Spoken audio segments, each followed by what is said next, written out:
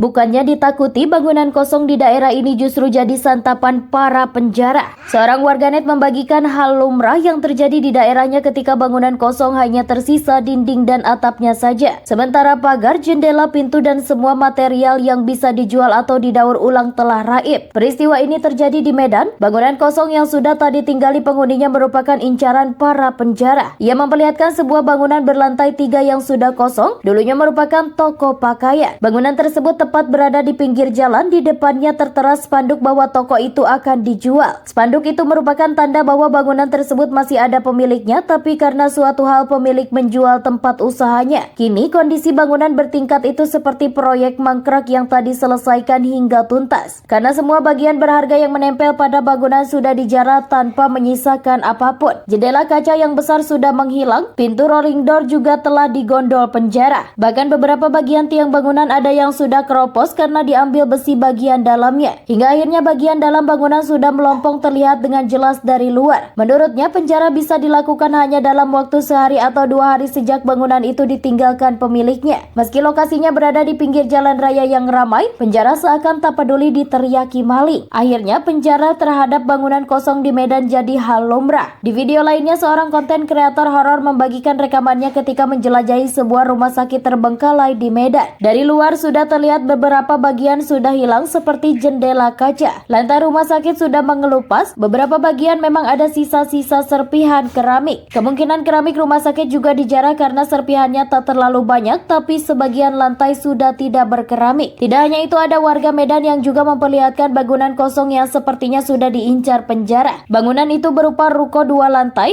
di bawahnya terdapat pintu rolling door yang sebagian sudah tidak tersedia di tempatnya. Ia memperkirakan kemungkinan rolling door tersebut akan hilang hanya dalam waktu beberapa hari ke depan. Sementara itu, di jendela luar lantai 2 terlihat bahwa kaca sudah menghilang menyisakan kusennya. Di bagian dalam pada lantai 1 semua barang telah habis, hanya tersisa serpihan bekas pencongkelan. Kemungkinan penjara menghabiskan dulu bagian dalam sebelum membobol bagian pintu rolling door. Perilaku penjara di Medan ini terjadi berulang kali dan telah banyak bukti video dan kesaksian warga. Namun sepertinya belum ada tindakan tegas dari pihak terkait untuk menghentikan aksi penjara itu. Sehingga warga harus berhati-hati ketika hendak pindah rumah atau toko. Jangan sampai ada bangunan tersebut tak dihuni karena penjara selalu ada di sekitar.